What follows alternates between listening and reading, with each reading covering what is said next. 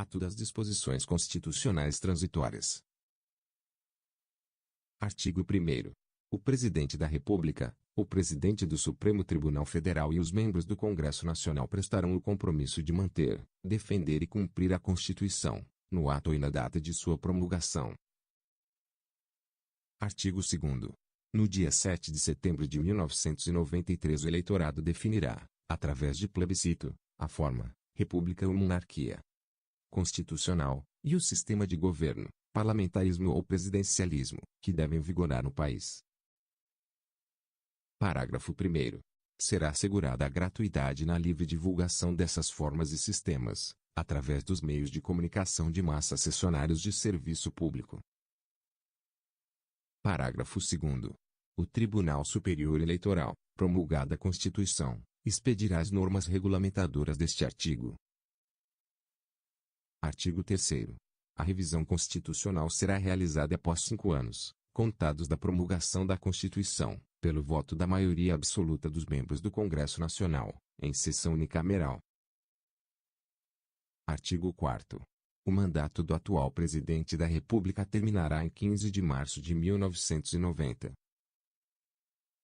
Parágrafo 1º.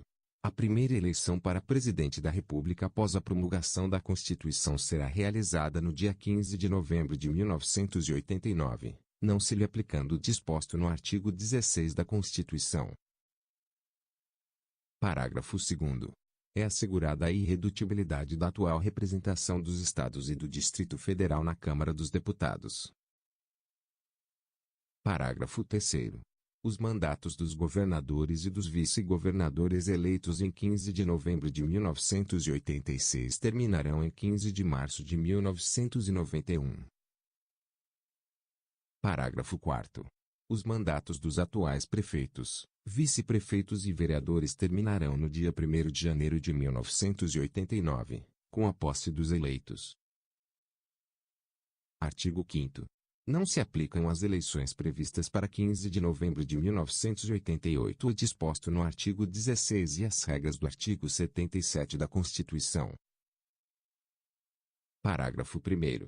Para as eleições de 15 de novembro de 1988 será exigido domicílio eleitoral na circunscrição pelo menos durante os 4 meses anteriores ao pleito, podendo os candidatos que preencham este requisito, atendidas as demais exigências da lei, ter seu registro efetivado pela Justiça Eleitoral após a promulgação da Constituição.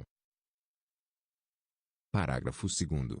Na ausência de norma legal específica, caberá ao Tribunal Superior Eleitoral editar as normas necessárias à realização das eleições de 1988, respeitada a legislação vigente. Parágrafo 3º. Os atuais parlamentares federais e estaduais eleitos vice-prefeitos, se convocados a exercer a função de prefeito, não perderão o mandato parlamentar. Parágrafo 4º. O número de vereadores por município será fixado, para a representação a ser eleita em 1988, pelo respectivo Tribunal Regional Eleitoral, respeitados os limites estipulados no artigo 29, inciso 4º, da Constituição. Parágrafo 5º. Para as eleições de 15 de novembro de 1988, ressalvados os que já exercem mandato eletivo, são inelegíveis para qualquer cargo, no território de jurisdição do titular, o cônjuge e os parentes por consanguinidade ou afinidade, até o 2º grau, ou por adoção, do Presidente da República, do Governador de Estado, do Governador do Distrito Federal e do Prefeito que tenham exercido mais da metade do mandato. Artigo 6º.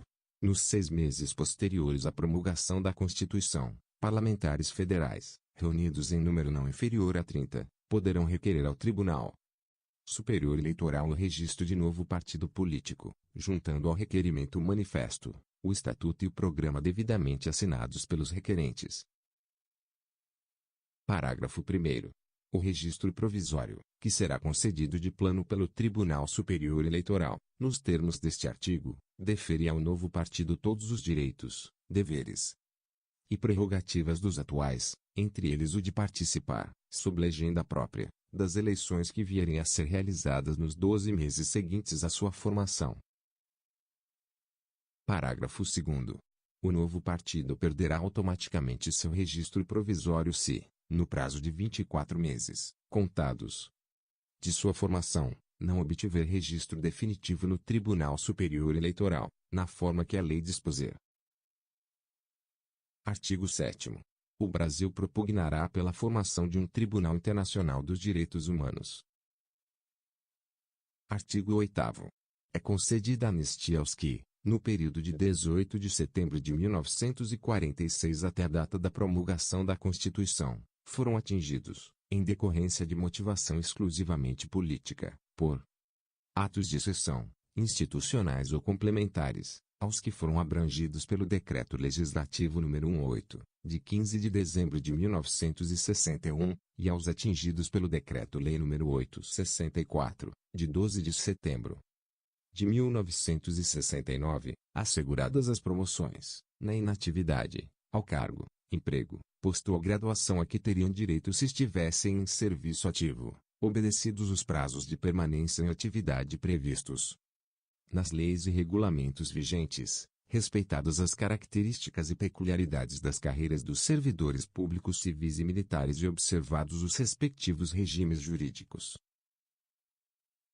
Parágrafo 1º. O disposto neste artigo somente gerará efeitos financeiros a partir da promulgação da Constituição, vedada a remuneração de qualquer espécie em caráter retroativo. Parágrafo 2º.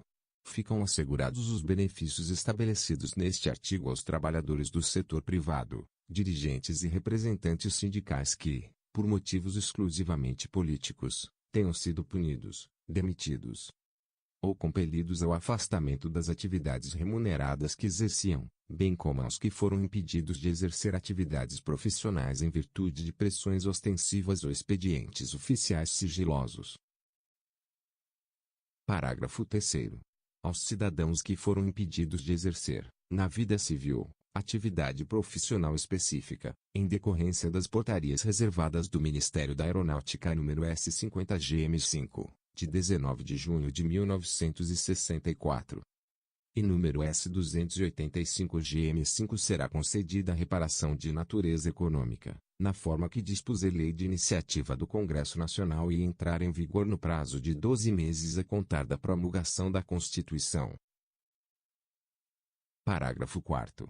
Aos que, por força de atos institucionais, tenham exercido gratuitamente mandato eletivo de vereador serão computados, para efeito de aposentadoria no serviço público e previdência social, os respectivos períodos. Parágrafo 5º.